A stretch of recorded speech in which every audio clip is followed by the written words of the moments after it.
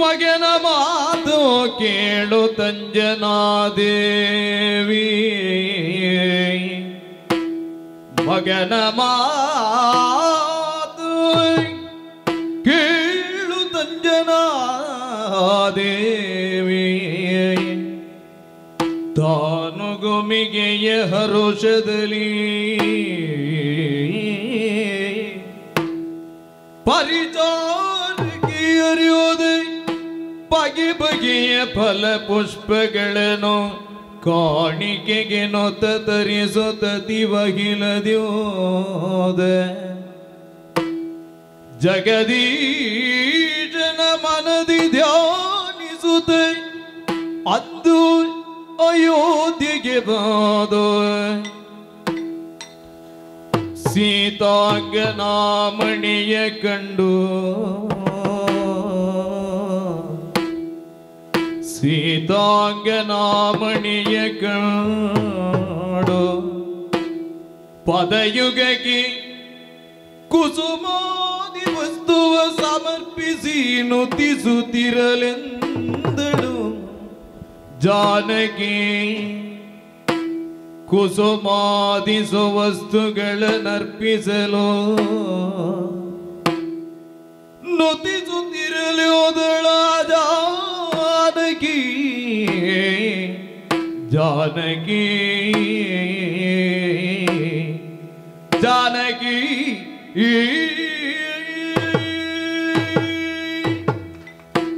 ಇಷ್ಟನ್ನು ಕೇಳಿದ ಮೇಲೆ ಮತ್ತೆ ನಾನು ವ್ಯಥೆ ಪಡಬೇಕಾದ ಸ್ಥಿತಿಯೇ ಇಲ್ಲ. ಏನು? ಮಗ ಸಾಧಿಸ್ತಾನೆ, ಉಳಿಸಿಯೇ ಉಳಿಸ್ತಾನೆ, ಯಾವ ಕೊರತೆಯೂ ಬಾರದ ಹಾಗೆ ವ್ಯವಹರಿಸ್ತಾನೆ ಅನ್ನುವಂತಹ ನಿರ್ಧಾರಕ್ಕೆ ನಾನು ಬಂದಿದ್ದೇನೆ. ಆದರೆ ಮಹತ್ತರವಾದ ಕಾರ್ಯವನ್ನು ಸಾಧಿಸುವುದಕ್ಕೆ 2 ದಾರಿಯನ್ನು ಸುಗಮವಾಗಿಸಿ ಬಾ ತಾಯೇ ಅಂತ ಆಡಿದ. ಹೋಗುವುದು ದೇವರ ಮನೆಗೆ, ಕೈ ಬೀಸಿಕೊಂಡು ಹೋಗುವುದಕ್ಕಾಗುವುದಿಲ್ಲ. ಹಾಗಂತ ದೇವರಿಗೆ ಕೊಡುವುದಕ್ಕೆ ಏನನ್ನು ಒಯ್ಯಲಿ? ಏನು ತಕೊಂಡು ಹೋದರೂ ಕಡಿಮೆ. ಆದರೆ ಬಲವಾದದ್ದು ಅಂತರಂಗದಲ್ಲಿ ಇನ್ನೂ ಭದ್ರವಾಗಿ ಸುಪ್ತವಾಗಿ ಉಳಿದಿದೆ, ಅದು ಭಕ್ತಿ. ಸನ್ನಿಧಾನದಲ್ಲಿ ನನಗಿರುವ ವಿಶ್ವಾಸ ಪ್ರೀತಿ, ಭಕ್ತಿಗಿರುವ ಇನ್ನೊಂದು ಮುಖವೇ ಪ್ರೀತಿ. ನಿಶ್ಚಲವಾದ ಪ್ರೀತಿ ಉಳ್ಳವಳಾಗಿ, ಸನ್ನಿಧಾನದಲ್ಲಿ ಅತುಲವಾದ ವಿಶ್ವಾಸವನ್ನು ಹೊಂದಿದವಳಾಗಿ, ಆ ಭಾವವೇ ಭದ್ರವಾಗಿ ನಮ್ಮನ್ನು ಕಾಯುತ್ತದೆ ಅನ್ನುವಂತಹ ವಿಶ್ವಾಸದಿಂದಲೇ ಹರಿವಾಣ ತುಂಬ, ಬುಟ್ಟಿ ತುಂಬ ತಾಯಿಯನ್ನು ಸತ್ಕರಿಸುವುದಕ್ಕೆ, ಗೌರವಿಸುವುದಕ್ಕೆ ಹಣ್ಣು ಹಂಪಲು, ಬಗೆ ಬಗೆಯ ಪುಷ್ಪಗಳು, ಕಂದಮೂಲಾದಿಗಳು ಎಲ್ಲವನ್ನು ಪರಿಚಾರಿಕೆಯ ಮೂಲಕ ಸಂಗ್ರಹಿಸಿ ಈ ಕಡೆಗೆ ಸಾಗಿ ಬಂದಿದ್ದೇನೆ. ಅಮ್ಮ ಇದ್ದಾರೆ, ಇನ್ನು ಹೊತ್ತು ಕಳೆಯಬಾರದು. ನೇರವಾಗಿ ಪದಗಳಿಗೆ ನಮಸ್ಕರಿಸಿ ಆಶೀರ್ವಾದವನ್ನು ಬಿಡ್ತೇನೆ. ವಂದಿಸಿದ್ದೇನೆ. ಅಂಜನೆ ನಾನೇ ಬಂದೇನೆ. ಬಂದೆ. ಕ್ಷೇಮವೇನೆ? ಕ್ಷೇಮವೇ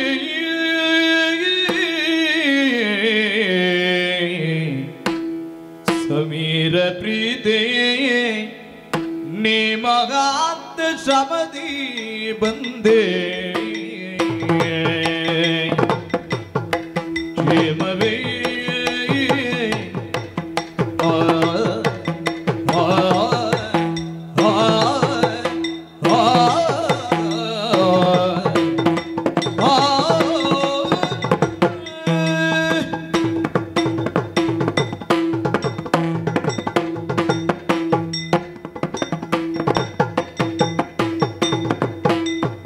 ಕ್ಷೇಮವೇ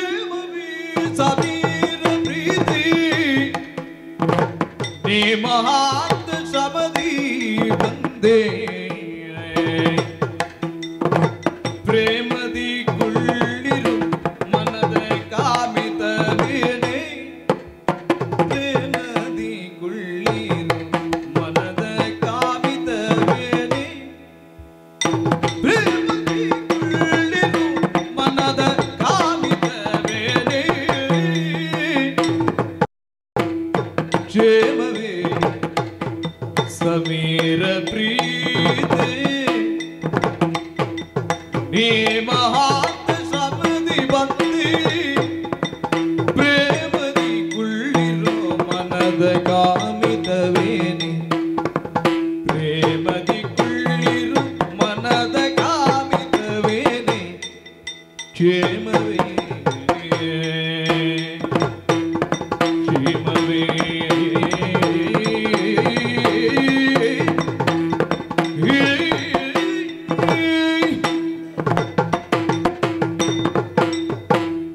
ಅಂಜನೆ, ನಾನೇ.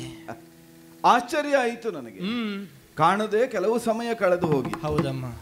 ನಿನ್ನ ಆಗಮನ ಸಾಕೇತಕ್ಕೇನು ಅನಿರೀಕ್ಷಿತ ಅಲ್ಲ, ಅಲ್ಲ ಅನಪೇಕ್ಷಿತವೂ ಅಲ್ಲ. ಆದರೆ ಆ, ಕೆಲವು ಕಾಲ ಆಗಿತ್ತು ನೀ ಇಲ್ಲಿಗೆ ಬಾರದೆ. ಹೌದು. ಆಗಾಗ ಹನುಮಂತ ಬಂದಾಗ ಕೇಳುತ್ತಾ ಇದ್ದದ್ದು. ಮಗ ಹೇಳ್ತಾ ಇದ್ದ, ಹೇಗಿದ್ದಾರೆ ತಾಯಿ ತಂದೆ ಕ್ಷೇಮಿಗಳೇ? ಅಮ್ಮ ಬರಬೇಕು ಬರಬೇಕು ಅಂತ ಯೋಚಿಸ್ತಾ ಇದ್ದಾಳೆ. ಕಾಲ ಕೂಡಿ ಬರಲಿಲ್ಲ, ಹೀಗ ಉತ್ತರವನ್ನು ಕೊಡ್ತಾ ಇದ್ದ. ಇಲ್ಲಿಗೆ ಬರ್ಲಿಕ್ಕೂ ಯೋಗ ಬೇಕು ಅಲ್ವಾ? ಬಂದೆ ಏನೇ? ಬಂದೆ. ಎಷ್ಟು ದೂರದಿಂದ ಎಷ್ಟು ಶ್ರಮವನ್ನ ಅಂತೂ ಇಲ್ಲಿಯವರೆಗೆ ಸಾಗಿ ಬಂದಿದ್ದೆ. ಕಷ್ಟ ಅಂತ ಅನಿಸ್ಲಿಲ್ಲ. ಮಹಾಂತ ಶ್ರಮದ ಇಲ್ಲಿಯವರೆಗೆ ಬಂದವಳು. ಕೆಲವೊಮ್ಮೆ ಹಾಗೆ ಅಲ್ವಾ, ಮಾಡಬೇಕು ಅಂತ ಇರ್ತದೆ.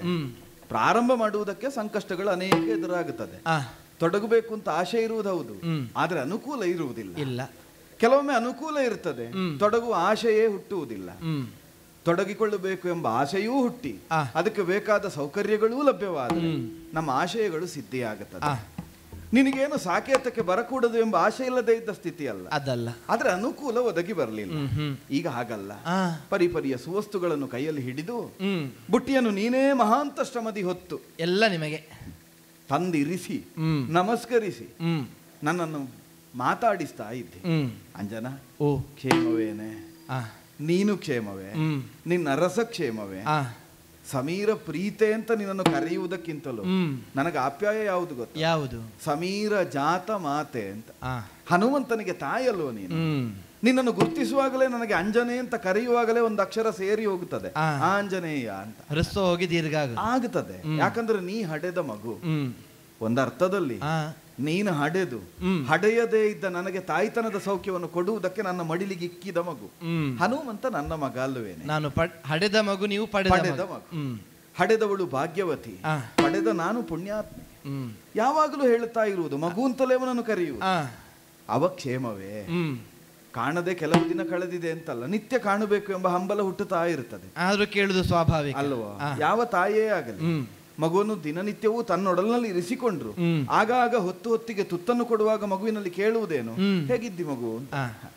ಕೇಳಿದ್ದನ್ನೇ ಮತ್ತೆ ಕೇಳುವುದು ಅಂತಲ್ಲ, ಅದು ತಾಯ್ತನ ಅಲ್ವಾ? ಹನುಮಂತ ಕ್ಷೇಮವೇ? ವಾನರ ಸೇನೆಗೆ ಮುಖ್ಯಸ್ಥನಾಗಿ ಕಾಣಿಸಿಕೊಂಡ ಮಾರುತಿ. ವಾನರ ಸೇನೆ ಸುಕ್ಷೇಮಿಗಳೇ. ಅಂಜನಾದ್ರಿಯಲ್ಲಿ ಎಲ್ಲರೂ ಸುಕ್ಷೇಮಿಗಳಾಗಿದ್ದಾರೆ. ಆಗಬೇಕಾದ್ದೆಲ್ಲ ವ್ಯಾಪಾರಗಳು ವ್ಯವಹಾರಗಳು ನಿತ್ಯವೂ ನಡೀತಾ ಇದೆಯಾ?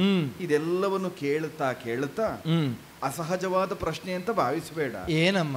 ಬಂದವರಲ್ಲಿ ಕೇಳಬೇಕಾದ ಪ್ರಶ್ನೆಯೂ ಅಲ್ಲ, ಆದ್ರೆ ಕೇಳದೆ ಉಳಿಯಕೂಡದು ಎಂಬ ಕಾರಣದಿಂದ, ಉದ್ದೇಶವಿಲ್ಲದೆ ಸಾಕೇತ ಗಮನವನ್ನು ಈ ಪೂರ್ವದಲ್ಲಿ ನೀ ಮಾಡಿದವಳು ಅಲ್ಲದೇ ಇರುವುದರಿಂದ ಒಂದು ಲಕ್ಷ್ಯವನ್ನು ಇರಿಸಿಯೇ ಬಂದಿರ್ತೀ ಎಂಬ ನಿರ್ಣಯದಿಂದ ಕೇಳ್ತಾ ಇರುವುದು.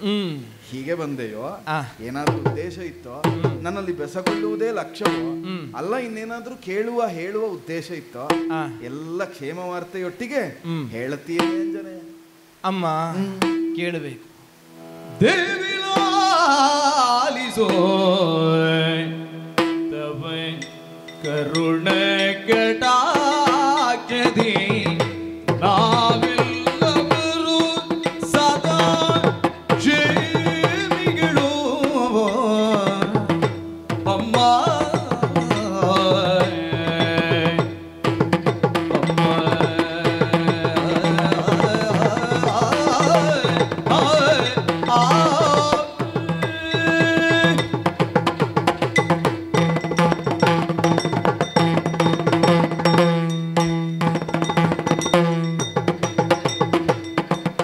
ದೇವಿ ಲಾಲಿಸು ತವ ಕರುಣ ಕಟಾಕ್ಷದಿ ನಾವೆಲ್ಲರೂ ಸದಾ ಕ್ಷೇಮಿಗಳು. ನಾವೆಲ್ಲರೂ ಸದಾ ಕ್ಷೇಮಿಗಳು ಅಮ್ಮ. ದೇವಿ ಲಾಲಿಸೋ ತವ ಕರುಣ ಕಟಾಕ್ಷದಿ ನಾವೆಲ್ಲವರು ಸದಾ ಕ್ಷೇಮಿಗಳು. ನಾವೆಲ್ಲವರು ಸದಾ ಕ್ಷೇಮಿಗಳು. ಸೇವಕನಾಗಿರ್ಪ ಹನುಮಂತ ನಿಮ್ಮ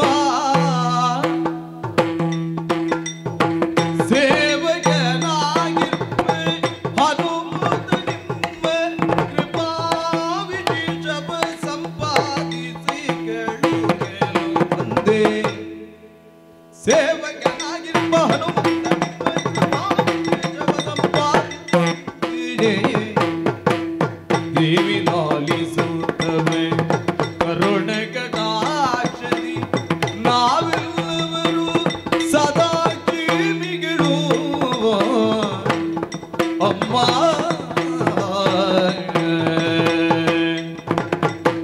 ಅಮ್ಮ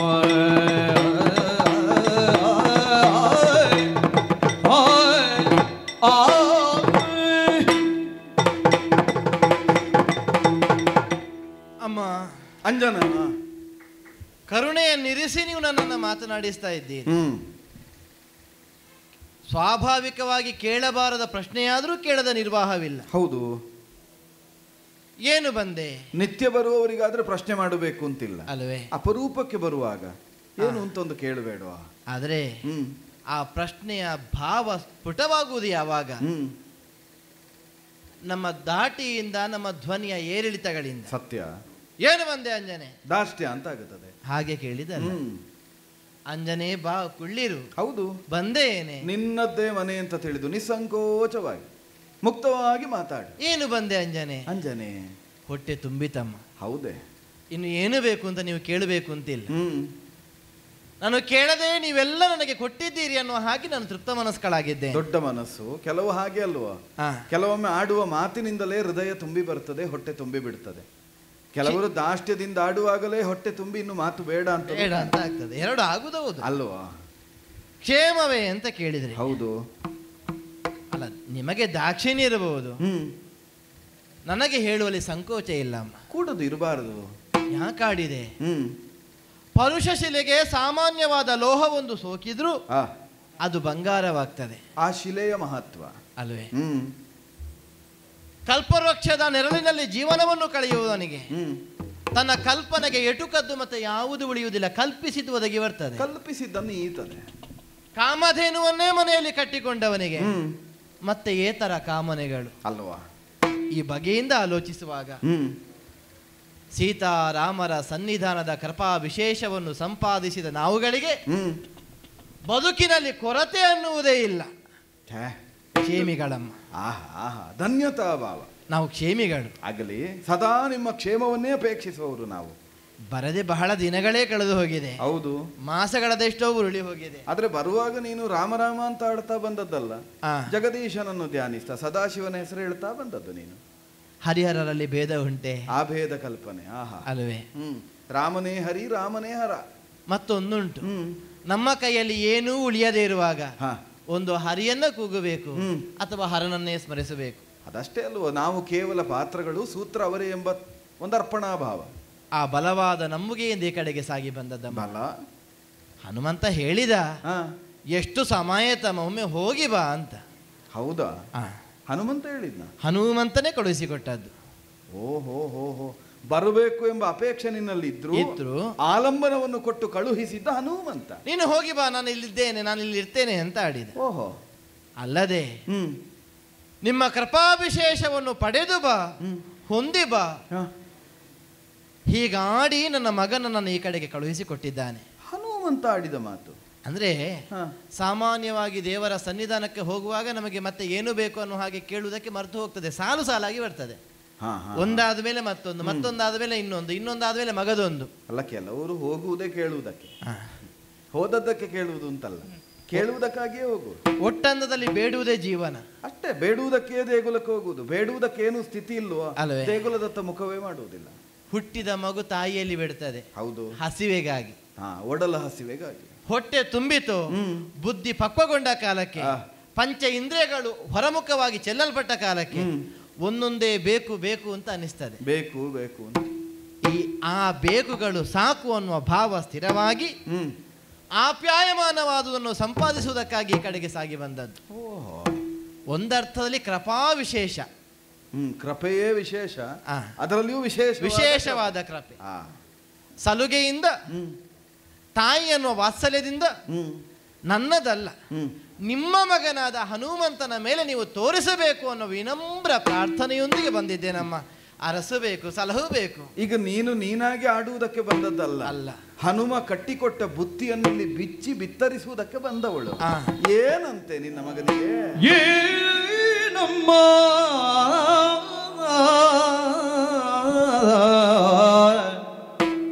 ನಿನ್ನಯ ಮುದ್ದು ಸೋನು ಬೀನೋಳ್ ಎನ್ನ ಕರುಣಿಗೂ ನವಿಲ್ಲ, ಎನ್ನ ಕರುಣಿಗೂ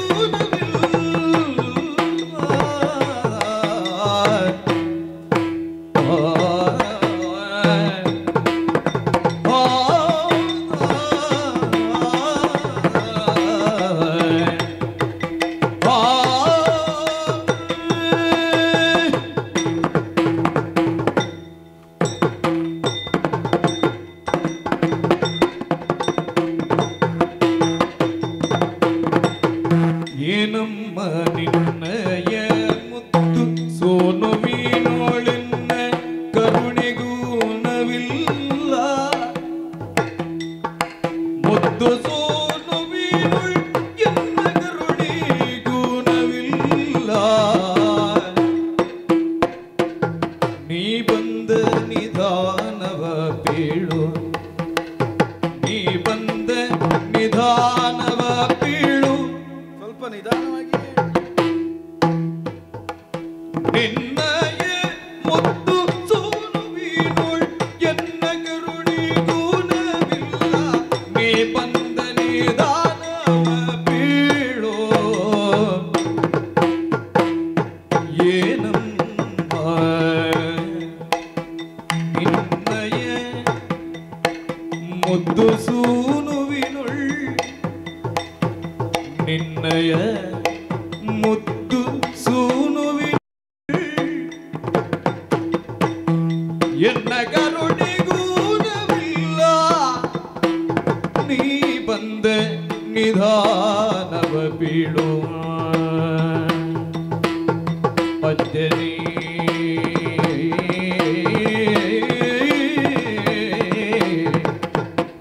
ಬೇಳು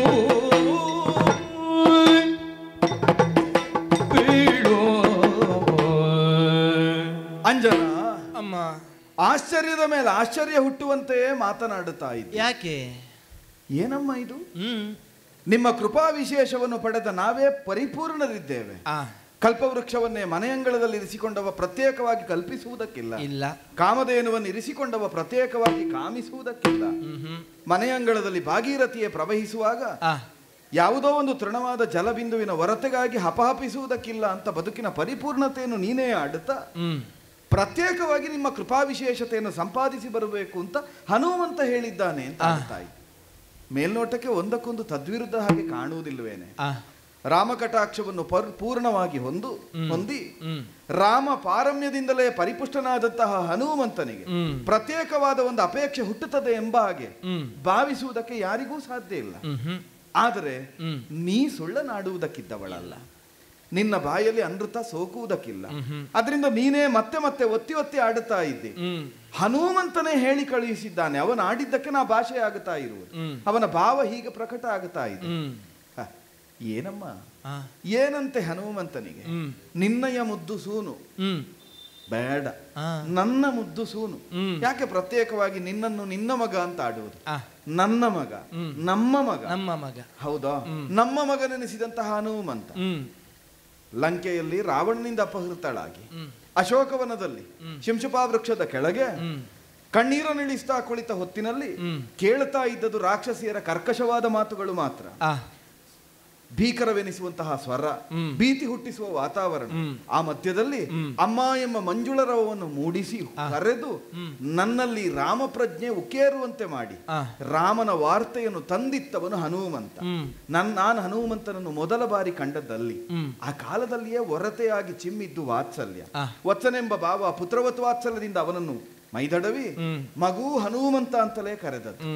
ಅಂತಹ ನನ್ನ ಮಗ, ನಮ್ಮ ಮಗ ಹನುಮಂತ ವಿಶೇಷವಾಗಿ ಏನನ್ನು ಅಪೇಕ್ಷಿಸ್ತಾನೆ ಅಂತಾದ್ರೆ ಹನುಮಂತನನ್ನು ಕೇವಲ ಸಣ್ಣವ ಅಂತ ಕಾಣುವುದಕ್ಕಿಲ್ಲ.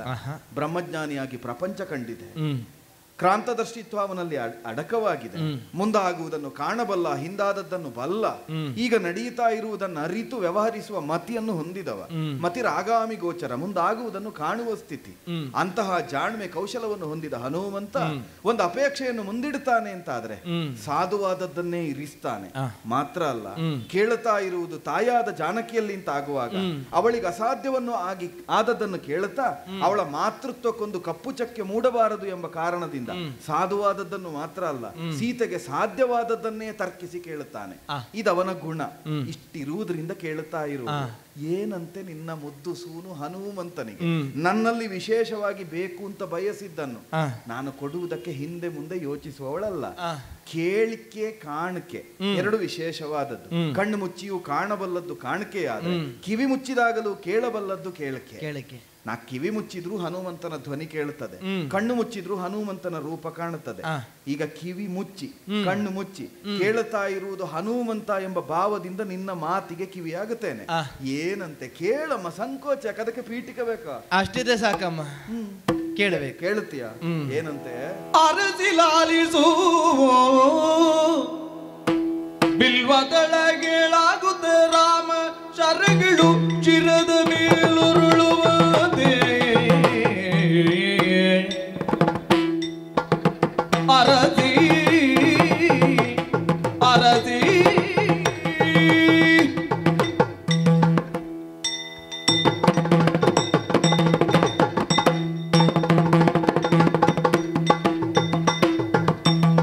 ಅರಸಿಲಾಲಿಸು ಬಿಲ್ವದಳಗಳಾಗುತ್ತ ರಾಮ ಚರಗಳು ಚಿರದ ಮೇಲುರುಳುವಂತೆ. ಕೊರಳಿನೊಳ ಬ್ರಹ್ಮಾಸ್ತ್ರಮೋಜಯೋತಿಯೇ ಸರವಾಗಿ ಬೀಳುವವರ ಕೊಡಬೇಕಂತೆ. ಏನಂತೆ? ಕೊರಳಿನೊಳ ಬ್ರಹ್ಮಾಸ್ತ್ರವು ವೈಜಯೋತಿಯ ಸರವಾಗಿ ಬೀಳುವವರ ಕೊಡಬೇಕಂತೆ. ಅರಸಿಲಾಲಿಸು ಬಿಲ್ವದಳಗಳಾಗುತ್ತೆ ರಾಮ ಚರಗಳು ಚಿರದ ಮೇಲೊರಳುವಂತೆ. ಅರಸಿ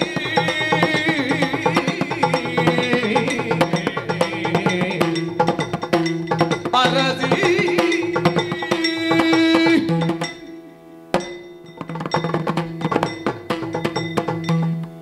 ಬದುಕಿನಲ್ಲಿ ಅರಸುವಿಕೆ ಅನ್ನುವುದು ಸಹಜ. ನಾನು ಅರಸುತ್ತಾ ಬಂದದ್ದು ರಾಮನ ಅರಸಿಯನ್ನೇ. ಅರಸಿ ಬಂದದ್ದೇ ಅರಸಿಯನ್ನು. ಆದ್ದರಿಂದಲೇ ಅರಸಿ ನೀನು ಆಲಿಸಬೇಕಮ್ಮ. ಏನಂತೆ? ಶ್ರೀರಾಮಚಂದ್ರಮನ ಪರಾಕ್ರಮಕ್ಕೆ ಪ್ರಪಂಚದಲ್ಲಿ ಮತ್ತೊಂದು ಉಪಮೆ ಇಲ್ಲ. ಇಲ್ಲವೇ ಇಲ್ಲ. ರಾಮಚಂದ್ರಮನ ಪರಾಕ್ರಮದ ಕುರಿತಾಗಿ ಆಡಿದ್ರೆ ಅದು ಅತಿಶಯೋಕ್ತಿ ಆಗುವುದಕ್ಕೂ ಇಲ್ಲ. ಸೀತಾನ್ವೇಷಣೆ ಒಂದು ನೆಪವಷ್ಟೇ. ಶ್ರೀರಾಮಚಂದ್ರಮ ಮನಸ್ಸು ಮಾಡಿದ್ದೇ ಹೌದು ಅಂತಾದ್ರೆ ತನ್ನ ಸಜೀವ ಶರದ ಪ್ರಯೋಗ ಮಾತ್ರದಿಂದ ಬಾಣದ ಬುಡದಲ್ಲಿ ಮಡದಿಯಾದ ನಿನ್ನನ್ನು ಕುಳ್ಳಿರಿಸಿ ಬಾಣದ ತುದಿಯಲ್ಲಿ ರಾವಣನ ಶಿರಗಳನ್ನು ಕತ್ತರಿಸಿ ತನ್ನ ಪೌರುಷವನ್ನು ಪ್ರಪಂಚದಲ್ಲಿ ವಿಜೃಂಭಿಸುವುದಕ್ಕೆ, ವೈಭವೀಕರಿಸುವುದಕ್ಕೆ ಅವನಿಗೆ ಎಷ್ಟು ಹೊತ್ತು ಬೇಕಾಗ್ತಿತ್ತಮ್ಮ. ಆದರೂ ಹಾಗೆ ಮಾಡಲಿಲ್ಲ. ತನ್ನ ಹೆಂಡತಿಯನ್ನು ಅಪಹರಿಸಿದವನನ್ನಾದರೂ ಕೂಡ ಕರುಣೆಯಿಂದಲೇ ಕಂಡು ನುಡಿಸಿದ, ವ್ಯವಹರಿಸಿದ ಕರುಣಾಸಾಗರ ಅಲ್ವೇ? ಅಂತಹ ಕರುಣಾಸಾಗರನ ಮಡದಿಯಲ್ಲಿ ಕರುಣೆಯ ನಿರೀಕ್ಷೆ ನಡೆಸಿ ಬಂದಿದ್ದೇನಮ್ಮ. ಏನಂತೆ?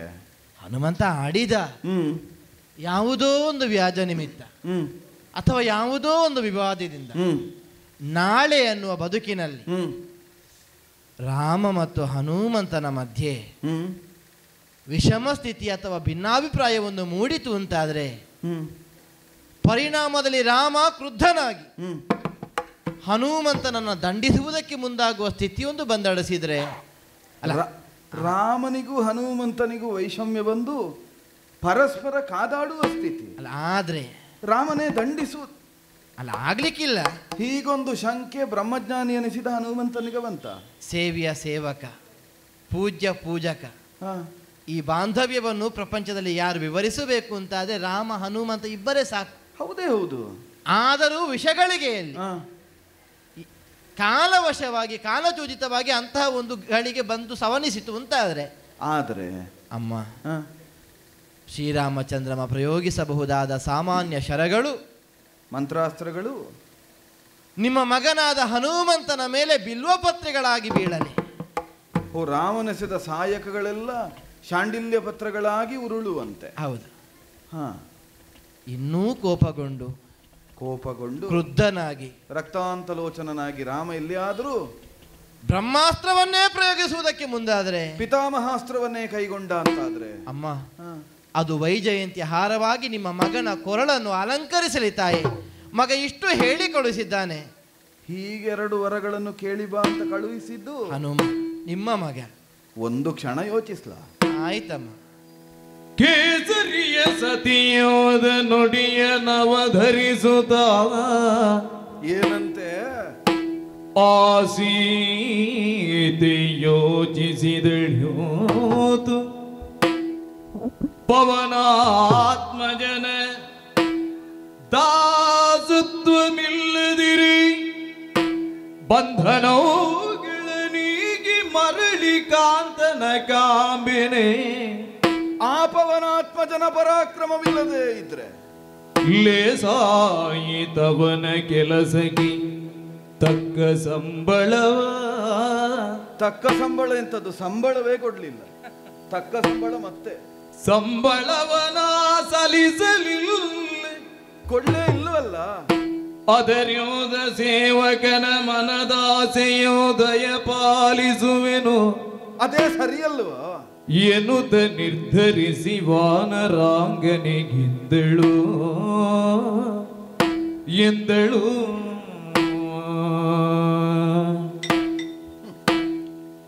ಮೇಲ್ನೋಟಕ್ಕೆ ವಿಲಕ್ಷಣವೆನಿಸಬಹುದಾದ ವಿಶೇಷವಾದ ವರಗಳೆರಡನ್ನು ಕೇಳುತ್ತಾ ಇದ್ದಾಳೆ.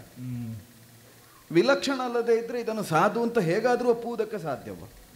ರಾಮಾಂಜನೇಯ ಕಾಳಗ ಒಂದು ಪ್ರಸಂಗ ಪ್ರಸಕ್ತಿ ನಡೆಯುವುದಕ್ಕುಂಟ? ಸಾಧ್ಯವೇ ಇಲ್ಲ.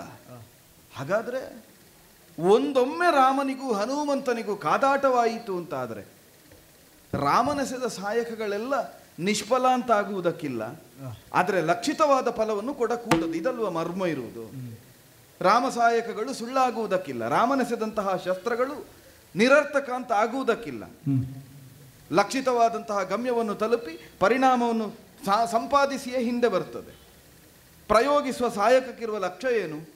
ಪ್ರತಿಯಾಗಿ ನಿತ್ತವನ ಹಸುವನ್ನುಗೊಳ್ಳುವುದು. ಹಾಗಾದರೆ ಹಸುಗೊಳ್ಳದೆ ಶರ ಹಿಂದೆ ಬಂತು ಅಂತಾದರೆ ರಾಮನ ಶರ ಸುಳ್ಳು ಅಂತಾಗುತ್ತದೆ. ಅದಾಗ ಕೂಡದು.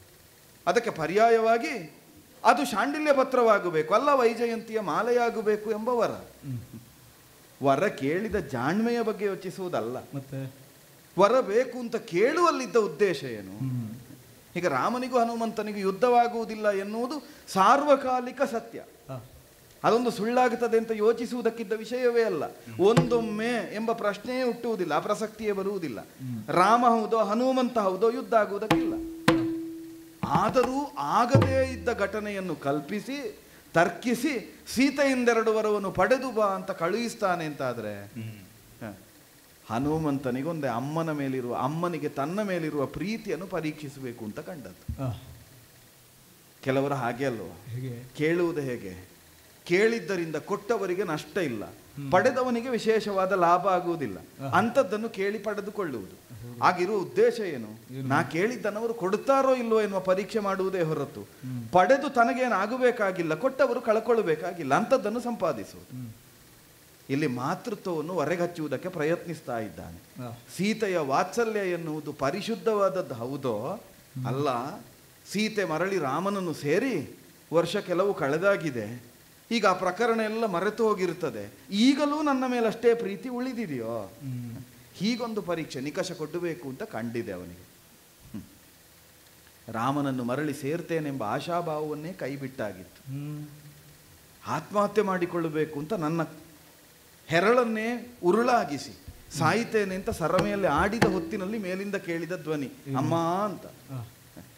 ರಾಮ ಬಂದದ್ದೋ ಸೇತು ಬಂಧನವನ್ನು ಮಾಡಿದ್ದೋ ರಾವಣಾದಿಕಳರನ್ನು ಮರ್ದಿಸಿದ್ದೋ, ಅಗ್ನಿಮುಖದಿಂದ ಪರೀಕ್ಷಿಸಿ ಮರಳಿ ನನ್ನನ್ನು ಸಂಪಾದಿಸಿದ್ದೋ, ಇದೆಲ್ಲ ಇಡುವ.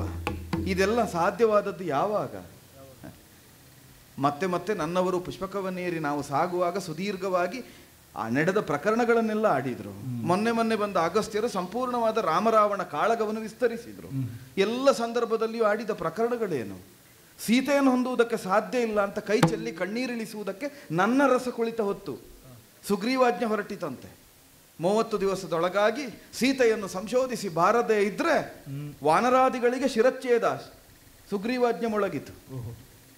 ಆದರೆ ಯಾರಿಗೂ ಸಾಧ್ಯ ಇಲ್ಲ ಅಂತ ದಿಶೆಗೆ ಸಾಗಿದಂತಹ ವಾನರರು ಕೈಚಲ್ಲಿ ಕುಳಿತಾಗ ದಕ್ಷಿಣ ದಿಶೆಯನ್ನ ಅಂತ ಹೊರಟಂತಹ ಹನುಮಂತ ಲವಣಾಂಬುದಿಯನ್ನು ಉತ್ತರಿಸಿ ರಾವಣಾಂಕೆಯನ್ನು ಪ್ರವೇಶ ಮಾಡಿ ಲಂಕಿಣಿ ಪುರಪ್ರಕ್ಷಕಿಯಾದಂತಹ ಲಂಕಿಣಿಯನ್ನು ಮರ್ದಿಸಿ ಅಶೋಕವನವನ್ನು ಹೊಕ್ಕು ನನ್ನ ಜಾಡನ್ನು ಹುಡುಕಿ ನಾನಿತ್ತ ಮುದ್ರಿಕೆಯನ್ನು ರಾಮನಿತ್ತ ಮುದ್ರಿಕೆಯನ್ನು ನನಗೆ ಕೊಟ್ಟು ಚೂಡಾಮಣಿಯನ್ನು ಪಡೆದು ಮರಳಿ ಸಮುದ್ರವನ್ನು ಉತ್ತರಿಸಿ ರಾಮನಿಗೆ ಕೊಟ್ಟು ಸೀತಾಪ್ರಾಪ್ತಿಗೊಂದು ಯೋಗ ಅಂತ ಕಲ್ಪಿಸಿಕೊಟ್ಟದ್ದು. ನಡೆಯುವುದಕ್ಕೆ ಸಾಮರ್ಥ್ಯ ಇರ್ತದೆ, ಎಷ್ಟಾದರೂ ನಡೆಯಬಲ್ಲೆ ಎಂಬ ಹುಮ್ಮಸ್ಸು ಇರ್ತದೆ. ಆದರೆ ಎಲ್ಲಿಗೆ ಹೋಗಬೇಕು ಎಂಬ ಲಕ್ಷ್ಯವೂ ಗೊತ್ತಿರ್ತದೆ, ಹೋಗುವ ದಾರಿ ಗೊತ್ತಿರುವುದಿಲ್ಲ. ಪ್ರಯೋಜನ ಉಂಟಾ? ಇಂತಲ್ಲಿಗೆ ಹೋಗಬೇಕು ಅಂತ ಗೊತ್ತಿದೆ, ಹೋಗುವುದಕ್ಕೆ ಶಕ್ತಿಯೂ ಇದೆ, ಹೋಗುವ ಮನಸ್ಸೂ ಇದೆ, ಹೋಗುವ ದಾರಿ ಗೊತ್ತಿಲ್ಲ. ಆಗ ದಾರಿ ತೋರಿಸಿದವನನ್ನು ದೇವರು ಅಂತ ಹೇಳುವುದಲ್ಲ. ಆ ಕಾರಣದಿಂದಲೇ ಸಾಮಾನ್ಯರೂ ಆಡುವ ಮಾತು, ದೇವರೇ ನನಗೊಂದು ದಾರಿ ತೋರಿಸು ಅಂತ. ದೇವರೇ ಲಕ್ಷ್ಯವನ್ನು ಮುಟ್ಟಿಸು ಅಂತ ಯಾರೂ ಪ್ರಾರ್ಥನೆ ಮಾಡುವುದಿಲ್ಲ. ದೇವರೇ ಒಂದು ದಾರಿ ತೋರಿಸು. ಯಾಕೆ? ದಾರಿಯನ್ನು ತೋರಿಸಿದರೆ ಭಾವುಕನಾದ ಭಜಕನಾದ ಭಕ್ತ ಆ ದಾರಿಯಲ್ಲಿ ಕ್ರಮಿಸಿ ಲಕ್ಷ್ಯವನ್ನು ತಾನು ಮುಟ್ಟಬೇಕು. ಸಾಧನಾದವನಿಗೆ ಸಾಧನಾ ಪಥ ನಿರ್ದೇಶನ ಮಾಡಿದವನನ್ನು ದೇವರು ಅಂತ ಹೇಳುವುದು. ನನ್ನ ಬದುಕನ್ನು ಯೋಚಿಸಿದರೆ ಸೀತೆಯನ್ನು ಹೊಂದಬೇಕೆಂಬ ಲಕ್ಷ್ಯ, ಸೀತಾಪ್ರಾಪ್ತಿಯ ಸಂಕಲ್ಪ ರಾಮನದ್ದು. ಸೀತಾಪ್ರಾಪ್ತಿಗೆ ಮಾಧ್ಯಮವಾಗಿ ಸೀತೆ ಎಲ್ಲಿದ್ದಾಳೆಂಬ ದಾರಿಯನ್ನು ತೋರಿಸಿ ಲವಣಾಂಬುದಿಯನ್ನು ಉತ್ತರಿಸುವುದಕ್ಕೊಂದು ದಿಶಾದರ್ಶನವನ್ನು ಮಾಡಿ ಮತ್ತೆ ಸೇತು ಬಂಧನಕ್ಕೊಂದು ನಾಂದಿಯನ್ನು ಹಾಡಿದ ಹನುಮಂತ ಪಥ ತೋರಿಸಿದ ನನಗೆ ದೊಡ್ಡವಲ್ವಾ? ಇಷ್ಟೆಲ್ಲ ಮಾಡಿದ ಹನುಮಂತನಿಗೆ ಎಂಥದ್ದು ಕೊಟ್ಟದ್ದು ನಾವು? ತಕ್ಕ ಸಂಬಳವೇ ಕೊಡಲಿಲ್ಲ. ಬಹುಮಂದಿಗಳು ದುಡಿಯೋರು ಹೇಗೆ ಗೊತ್ತಾ? ಕೆಲಸ ಮಾಡುವ ಮೊದಲು ಸಂಬಳ ಕೇಳುವುದು, ಸಂಬಳ ಕೊಡಿ ಮತ್ತೆ ಕೆಲಸ ಅಂತ. ಇವ ಕೆಲಸ ಮಾಡಿಯೂ ಸಂಬಳ ಕೇಳಲಿಲ್ಲ ಅಂತ. ಈವರೆಗೆ ಒಂದು ಕ್ಷಣ ಒಂದು ದಿನವೂ ರಾಮ ಸೇವೆ ಮಾಡಿದ್ದಕ್ಕೆ ನನಗೆಂತದ್ದು ಅಂತ ಕೇಳಲಿಲ್ಲ. ನಿರ್ವ್ಯಾಜ ಪ್ರೇಮ, ನಿಸ್ವಾರ್ಥವಾದ ಸೇವೆ ಊಹಿಸುವುದಕ್ಕೆ ಸಾಧ್ಯ ಉಂಟು ಹನುಮಂತನ ನುಡಿದು ಮತ್ತೊಬ್ಬರಲ್ಲಿ? ಹಾಗಾದ್ರೆ ಇಷ್ಟೆಲ್ಲ ಹನುಮಂತ ಮಾಡಿದ್ದಾನೆ ಅಂತಾದ್ರೆ ಕೊಟ್ರೇನು ನಷ್ಟ ಉಂಟ ನಮಗೆ? ಕೊಡುವುದಪ್ಪ ವರ ಕೊಟ್ಟಲ್ಲಿಗೆ ರಾವಣ ಯುದ್ಧದ ಹಾಗೆ ರಾಮಾಂಜನ ಯುದ್ಧ ಆಗ್ತದಾ?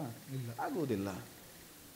ಆಯಿತು ಅಂತ ಮಾಡು. ಒಂದು ನಿರ್ವ್ಯಾಜವಾದ ಪ್ರೇಮದಲ್ಲಿಯೂ ಒಂದು ಶಂಕೆ ಬಂತು, ಹನುಮಂತನ ಮೇಲೆ ರಾಮದೇವರಿಗೆ ಸಿಟ್ಟು ಬಂತು ಅಂತ ಮಾಡುವ. ನನ್ನ ಗಂಡನಿಗೆ ಸಿಟ್ಟೆ ಬರುವುದಿಲ್ಲ, ಅವರು ಶಾಂತಾರಾಮ. ಒಮ್ಮೆ ಎಲ್ಲಿಯಾದ್ರೂ ಸಿಟ್ಟು ಬಂತು ಅಂತ ಮಾಡುವ. ಸಿಟ್ಟು ಬಂದ್ರು ಹನುಮಂತನಿಗೆ ಹೊಡೀತೇನೆ ಅಂತ ಕೈ ಎತ್ತಾರ? ಸಾಧ್ಯವೇ ಇಲ್ಲ. ವಿಷಮ ಸ್ಥಿತಿಯನ್ನು ಯೋಚಿಸುವ. ಕೈ ಎತ್ತಿದ್ರು ಅಂತಲೇ ಮಾಡುವ. ಹನುಮಂತ ಹೊಡಿಬೇಡಿ ಅಂತ ತಡೆಯದಾನ? ಇಲ್ಲ ನಾನು ಹೊಡೀತೇನೆ ಅಂತ ತಿರುಗಿ ನಿಲ್ತಾನ? ಸಾಧ್ಯವೇ ಇಲ್ಲ. ನೀವು ಕೊಲ್ಲುವುದಾದ್ರೆ ಕೊಲ್ಲಿ, ಕಾಯುವುದಾದ್ರೆ ಕಾಯಿ, ನಿಮ್ಮ ಕಾಲಡಿ ಬಿದ್ದವ ನಾನು ಅಂತ ಬೀಳ್ತಾರೆ. ಹಾಗೆ ಇವರು ಬಾಣ ಬಿಡುವ ಪ್ರಸಕ್ತಿ ಬರ್ತದ? ಆಗದ ಹೋಗದ ಒಂದು ವರವನ್ನು ಹೀಗೆ ಸಂಪಾದಿಸುವ ಮುಖೇನ ಸೀತೆಯ ಪಾರಮ್ಯ ಪ್ರಕಟ ಆಗಬೇಕು. ಸಮಗ್ರ ರಾಮನ ಅಯನದಲ್ಲಿ, ಈವರೆಗಿನ ರಾಮನ ಬದುಕಿನಲ್ಲಿ, ಸೀತಾರಾಮ ದಾಂಪತ್ಯದಲ್ಲಿ ಎಲ್ಲ ಆಗಿದೆ. ರಾಮ ಕಾರುಣ್ಯ ಪ್ರಸಂಗವೂ ಆಗಿದೆ, ರಾಮ ಅನುಗ್ರಹಿಸಿದ್ದೂ ಆಗಿದೆ, ರಾಮ ನಿಗ್ರಹವೂ ಆಗಿದೆ, ಎಲ್ಲ ಆಗಿದೆ. ದೇವಿ ಮಹತ್ವ ಆಗಲಿಲ್ಲ, ಎಲ್ಲಿಯೂ ಆಗಲಿಲ್ಲ. ಸೀತಾದೇವಿ ಅಂತಲೇ ಕರೆದು ಬಂದದ್ದು ಅಮ್ಮ ದೇವಿ ಅಂತ. ಈಗ ದೇವಿಗೊಂದು ಮಹಾತ್ಮೆ ಪ್ರಕಟ ಮಾಡಬೇಕು ಅನ್ನೋ ಭಾವ ಹುಟ್ಟಿದ್ರೆ ತಪ್ಪು ಅಂತ ಹೇಳ್ತೀರಾ? ನೋಡು, ನನ್ನದೊಂದು ಮಹಾತ್ಮೆ ನಡಿ. ಈಗ ಹೇಗೂ ನಡೆಯದ ಪ್ರಸಂಗ. ವರ ಕೊಡುವುದರಿಂದ ನಾಳೆ ಪ್ರಪಂಚ ಹೇಗೆ ಹೇಳ್ತದೆ? ಎಲ್ಲಿಯಾದ್ರೂ ರಾಮಾಂಜನೇಯ ಕಾಳಗ ಆಗುತ್ತಿದ್ರೆ ರಾಮ ಬಿಟ್ಟ ಬಾಣುವ ಯಾಕೆ ಸೀತೆ? ಇನ್ನೊಂದು ಶಂಕೆ ಪ್ರಪಂಚಕ್ಕೆ ಹುಟ್ಟಬಹುದು. ಸೀತೆ ವರ ಕೊಟ್ಟರೆ ನಡೀತದ? ಒಂದು ನಡೆದಿದೆಯಲ್ಲ, ಒಮ್ಮೆ ವರ ಕೊಟ್ಟಿದ್ದೇನೆ. ಹೌದು, ಕೊಟ್ಟಳು ಸೀತೆ ವರವ. ರಾಮ ಬರುವಲ್ಲಿಯವರೆಗೆ, ಸುಳುವನ್ನು ಅರುವಲ್ಲಿಯವರೆಗೆ ನಿನ್ನ ಪ್ರಾಣ ಹಾಗೆ ಇರ್ಲಿ ಅಂತ ಜಟಾಯುಗೆ ವರ ಕೊಡ್ಲಿಲ್ವ? ಮತ್ತೆ ಬಂದವರು ಮೊನ್ನೆ ಹೇಳಿಲ್ವ ಜಟಾಯು ಅಲ್ಲಿವರೆಗೆ ಬದುಕಿದ್ದಂತೆ, ರಾಮದೇವರು ಬಂದ ಮೇಲೆ ಸತ್ತದ್ದು. ಅಂದ್ರೆ ನಾ ಕೊಟ್ಟ ವರ ನಡೀತದೆ, ಏನು ನಡೆಯದವರ ಅಲ್ಲ. ಈಗ ದೇವಿ ಮಹಾತ್ಮೆ ಅಂದ್ರೆ ಆಗದ್ದನ್ನು ಮಾಡುವುದಲ್ಲ, ಮಹಾತ್ಮೆ ಇರುವುದನ್ನೊಂದು ಪ್ರಕಟಪಡಿಸುವುದಕ್ಕೊಂದು ವೇದಿ ತಾನಾಗಿ ಸಿದ್ಧ ಆದದ್ದಲ್ಲ. ನನ್ನ ಮಗನೇ ಕೊಟ್ಟದ್ದು. ಒಂದು ಗೊತ್ತಾಯ್ತಾ ನಿಮಗೆ? ಎಷ್ಟೇ ಯಾರ ಹೆಂಡತಿ ಆಗಲಿ, ಅವಳು ರಾಮದೇವರ ಹೆಂಡತಿ ಆಗಲಿ, ಹೆಣ್ಣೊಬ್ಬಳು ದೊಡ್ಡವಳು ಅಂತ ಪ್ರಪಂಚ ಮಾನಿಸುವಾಗ ಆಗಬೇಕು, ಮಕ್ಕಳು ಮನಸ್ಸು ಮಾಡಬೇಕು, ಗಂಡಂದಿರಲ್ಲ. ಈಗ ನನ್ನ ಗಂಡನಿಂದ ನಾನು ಸಣ್ಣವಳು ಅಂತಲ್ಲ, ಸೀತಾರಾಮ ಎಂಬುದೇ ದೊಡ್ಡದು. ಆದರೆ ಲೋಕ ವಿಶ್ರುತವಾದ ಒಂದು ಕೀರ್ತಿ, ಅನುಗ್ರಹಿಸುವುದಕ್ಕೆ ಹೀಗಿದ್ದವಳು ಸೀತೆ ಅಂತ ಕಾಣುವುದಕ್ಕೊಂದು ಸುಸಂದರ್ಭ. ಇನ್ನು ಯೋಚಿಸುವುದೇ ಬೇಡ, ಕೊಡುವುದೇ. ಅಂಜನೆ ಅಮ್ಮ, ಅಂಜಬೇಡ, ಅಂಜದಿರೋ ಅಂಜನೆ, ಅಂಜದಿರೋ ನೀ ಕೇಳಿದಂತಹ ನಿನ್ನಣುಗ ಬೀಳಿದ ರಂಜಿತದವರವೆರಡನಿತ್ತೇನೋ ಜಂಜಡವಗಳದೀಗ ತವಸುತ ನಿಡಿಗಿ ಹೋಗಿಂದು ಅಂಜದಿರೋ ಅಂಜನೇ ಅಂಜನೇ ಅಂಜನೆ. ಜಾನಕಿ ದೇವಿ, ನಾನು ಸ್ವಲ್ಪ ಹೆಚ್ಚು ಯೋಚಿಸಿದನು ಅಂತ. ಇಲ್ಲಮ್ಮ, ನಿನಗೊಂದು ಶಂಕೆ ಬಂತು ಅಂತ, ಇವರಿಷ್ಟು ಯೋಚಿಸುವಾಗ ಕೊಡ್ಲಿಕ್ಕಿಲ್ಲ ಅಂತ. ನೀವು ಹಾಗೊಂದು ಮಾಡ್ಲಿಕ್ಕಿಲ್ಲ ಅಂತ ವಿಶ್ವಾಸ ಉಂಟು. ಯಾಕಂದ್ರೆ ಬಹಳ ಮಂದಿ ಹಾಗೆ ಸ್ವಲ್ಪ ಯೋಚಿಸ್ಲು ಅಂತ ಹೇಳಿದ್ರೆ ಮತ್ತೆ ಕೊಡುವುದಿಲ್ಲ ಅಂತಲೇ. ಕೊಡುವುದಾದ್ರೆ ಕೊಟ್ಟೇ ಬಿಡುವುದು. ಒಂದು ಧೈರ್ಯ ಇತ್ತು, ಇಲ್ಲೇ ಇರು ಸ್ವಲ್ಪ ಯೋಚಿಸ್ತೇನೆ ಅಂತ ಆಡಿದ್ರಲ್ಲ. ನೀನು ಮತ್ತೆ ಬಾ ಅಂತ ಹೇಳಲಿಲ್ಲ, ಆ ವಿಶ್ವಾಸ ನಿನಗೆಲ್ಲ ಆಗಲಿ. ನೀ ಯೋಚಿಸಿದ ಹಾಗೆ ಕೃಪಾ ವಿಶೇಷವನ್ನು ಸಂಪಾದಿಸಿ ಬರಬೇಕು ಅಂತ ಹೇಳಿದ ಹನುಮಂತನಿಗೆ ಕೊಟ್ಟೆ ಅಂತ ಹೇಳಬೇಕು. ಅಂದ್ರೆ ನೀನು 2 ವರಲ್ಲೋ ಕೇಳಿದ್ದು? ಹೌದು. ಮಹಾತ್ಮರ ಲಕ್ಷಣ ಹೇಗೆ ಗೊತ್ತಾನೆ? ಮಹಾತ್ಮರ ಮುಂಭಾಗಕ್ಕೆ ನಾವೇ ಫಲ ಸಮರ್ಪಣೆ ಅಂತ ಹಣ್ಣ ನೀಡುವುದು, ಅದೇ ಹಣ್ಣನ್ನು ಅವರು ಎತ್ತಿ ನಮಗೆ ಕೊಡುವುದು. ಮತ್ತೆ ಅವರ ಪ್ರತ್ಯೇಕ ಹಣ್ಣು ಕೊಡುವುದು ಅಂತಿಲ್ಲ, ಅವರು ಇಟ್ಟದ್ದನ್ನೇ ಎತ್ತಿ ಪ್ರಸಾದ ಅಂತ ಕೊಡುವುದು. ತಂದಿದ್ಯಲ್ಲ ಬುಟ್ಟಿಯಲ್ಲಿ ಹಣ್ಣು, 2 ಹಣ್ಣನ್ನು ಎತ್ತಿದ್ದೇನೆ, ಉಳಿದದ್ದನ್ನು ಒಳಗಿರಿಸ್ತೇನೆ. ಆ 2 ಫಲಗಳನ್ನು ಎತ್ತಿ ಮೊದಲ ಫಲ ರಾಮಸಹಾಯಕಗಳು ಶಾಂಡಿಲ್ಯ ಪತ್ರಗಳಾಗಿ ಹನುಮನ ಕಾಯದಲ್ಲಿ ರಂಜಿಸುವಂತೆ, 2ನೇ ಫಲ ಮುನಿದೆಲ್ಲಿಯಾದರೂ ಬ್ರಹ್ಮಾಸ್ತ್ರವನ್ನು ಪ್ರಯೋಗಿಸಿದ್ರೆ ಕೊರಳ ದಂಡೆಯಲ್ಲಿ ವೈಜಯಂತಿಯ ಮಾಲೆಯಾಗಿ ವಿಜೃಂಭಿಸುವಂತೆ ವರದ್ವಯಗಳನ್ನು ಕೊಟ್ಟೆ. ಧನ್ಯಳಾದೆ. ಇನ್ನು ಯೋಚಿಸುವುದೇ ಬೇಡ ಅಲ್ಲ, ಇನ್ನೂ ಯೋಚನೆ ಇಲ್ಲ. ಆದ್ರೆ ಒಂದು ಹನುಮಂತನಲ್ಲಿ ಹೋಗಿ ಒಂದು ಮಾತನ್ನು ಹೇಳಬೇಕು. ಹೇಳಿ ಅಮ್ಮ. ಈಗ ಕೆಲವರಿಗೆ ಅಪೇಕ್ಷೆ ಇರ್ತದೆ, ಇಂಥದನ್ನು ಪಡೆಯಬೇಕು, ಪಡೆದ ಮೇಲೆ ಅದನ್ನೇನು ಮಾಡುವುದು ಅಂತ. ಒಬ್ಬ ಸನ್ಯಾಸಿ ಒಂದು ಖಡ್ಗವನ್ನು ಜೊತೆಯಲ್ಲಿ ಇರಿಸಿಕೊಂಡ ಪ್ರಕರಣ ಉಂಟಂತೆ. ಜಾನಪದರೆಲ್ಲ ನನ್ನೊಟ್ಟಿಗೆ ಆಗಾಗ ಆಡುತ್ತಾ ಇದ್ದ ಪ್ರಕರಣಗಳು. ಅವೆಲ್ಲವನ್ನು ಬಿಟ್ಟು ವಿರಾಗಿಯಾಗಿ ಕಾಡನ್ನು ಸೇರಿದವ. ಎಲ್ಲಿಯೋ ಯಾರೋ ಹೋಗುತ್ತಾ ಇದ್ದಾಗ ಒಂದು ಸಿಕ್ಕಿದಂತಹ ಖಡ್ಗವನ್ನು ರೆಯಲ್ಲಿ ತನ್ನಲ್ಲಿ ಇರಿಸಿಕೊಂಡ ಮೇಲೆ ಕಂಡಿತಂತೆ ಅದನ್ನು ಸುಮ್ಮನೆ ಇರಿಸುವುದು ಯಾಕೆ, ಸ್ವಲ್ಪ ಹರಿತವಾಗಿಸುವಂತ ಮಸೆಯುವುದಕ್ಕೆ ತೊಡಗಿದ. ಮಸದ ಮೇಲೆ ಕಂಡಿತಂತೆ, ಮಸೆದು ಸುಮ್ಮನೆ ಇಡುವುದು ಯಾಕೆ, ಯಾವುದನ್ನಾದ್ರೂ ಕೆತ್ತುವ ಅಂತ. ಆಗ ಹುಲ್ಲನ್ನು ಕುಯ್ಯುವುದಕ್ಕೆ ತೊಡಗಿದಂತೆ, ಹಾಗೆ ಗಿಡ ಕತ್ತರಿಸುವುದಕ್ಕೆ ತೊಡಗಿದ, ಮರ ಕತ್ತರಿಸುವುದಕ್ಕೆ ತೊಡಗಿದ. ಕಡೆಗೆಲ್ಲ ಕತ್ತರಿಸ್ತಾ ಪ್ರಾಣಿಗಳನ್ನು ಕತ್ತರಿಸುವ ಕಾಯಕಕ್ಕೆ ಇಳಿದು ಬಿಟ್ಟನಂತೆ. ಅವನ ಸ್ವಭಾವವನ್ನೇ ಬಿಟ್ಟ. ಹಾಗೆ ಹನುಮಂತನಿಗೆ ಆಗಕೂಡದು. ತಾಯಿ ವರ ಕೊಟ್ಟಿದ್ದಾಳೆ, ವರ ಸತ್ಯ ಆಗ್ತದೋ ಇಲ್ಲೋ ನೋಡುವ ಅಂತ ರಾಮನಲ್ಲಿ ಯುದ್ಧ ಮಾಡುವ ಹಾಗೆ ಅವ ಯೋಚಿಸಕೂಡದು. ಏನಲ್ಲದಿದ್ರು ಒಂದು 8 ದಿವಸಕ್ಕೆ ತಲೆ ಬಿಸಿಲ್ಲ ನನಗೆ. ಅದೆಂತದ್ದು ಹೇಳಿದ್ದು ನಾನು ಮುಟ್ಟಿದಲಿಕ್ಕಿಲ್ಲ ಅಂತ. ಹಾಗೆ ಸರಿ, ಎಷ್ಟಂದ್ರು ಚಾಪಲ್ಯಶೀಲರಾದ ಪ್ಲವಂಗ ಜಾತಿಗೆ ಸೇರಿದವರು. ಮಂಗಗಳು 8 ದಿವಸಕ್ಕೆ ಯೋಚಿಸುವುದು, ಮನುಷ್ಯರಲ್ವ ದೀರ್ಘಕಾಲಿಕವಾಗಿ ಯೋಚಿಸುವುದು. ಸರಿ ಉಂಟು, ನೀನು 8 ದಿವಸಕ್ಕೆ ಯೋಚಿಸಿದ್ದು ಸರಿ. 8 ಅಲ್ಲ, 8 ಸೇರಿಸ್ತಾ ಗುಣಿಸ್ತಾ ಹೇಗೆ ಸಾಗಿದ್ರು 8 ಭವಗಳಲ್ಲಿಯೂ ಸಂಕಟ ಬಾರದ ಹಾಗೆ ರಕ್ಷಿಸುವುದಕ್ಕೆ ರಾಮನಿದ್ದ. ಅಷ್ಟಿದೆ ಸಾಕ. ಆಗಲಿ, ಸಂತೋಷ ಆಯ್ತಲ್ಲ? ಸಂತೋಷ ಆಯ್ತು. ನೀನು 2 ದಿವಸ ಇದ್ದು ಹೋಗುವುದಕ್ಕೆ ಬಂದ ಅಲ್ಲ, ಹಾಗಲ್ಲ, ಇನ್ನು 4 ದಿವಸ ಇದ್ದ ಹಾಗಾಯ್ತು ನನಗಿಲ್ಲಿ. ಹೊರಡುವುದೇ ಈಗ? ಹೊರಡುದಮ್ಮ. ಆಗಲಿ, ಹಾಗಾದ್ರೆ ನೀನು ತಂದದ್ದಕ್ಕೆ ಪ್ರತಿಯಾಗಿ ಉಡಿ ತುಂಬಿ ಕುಂಕುಮಾದಿ ಸುವಸ್ತುಗಳನ್ನು ಕೊಟ್ಟು ಸುಶೋಭೆಯಿಂದ ನಿನ್ನನ್ನು ಬೀಳ್ಗೊಡುತ್ತೇನೆ. ಹೋಗಿ ಬಾ ಅಮ್ಮ, ಒಳ್ಳೆಯದಾಗಲಿ.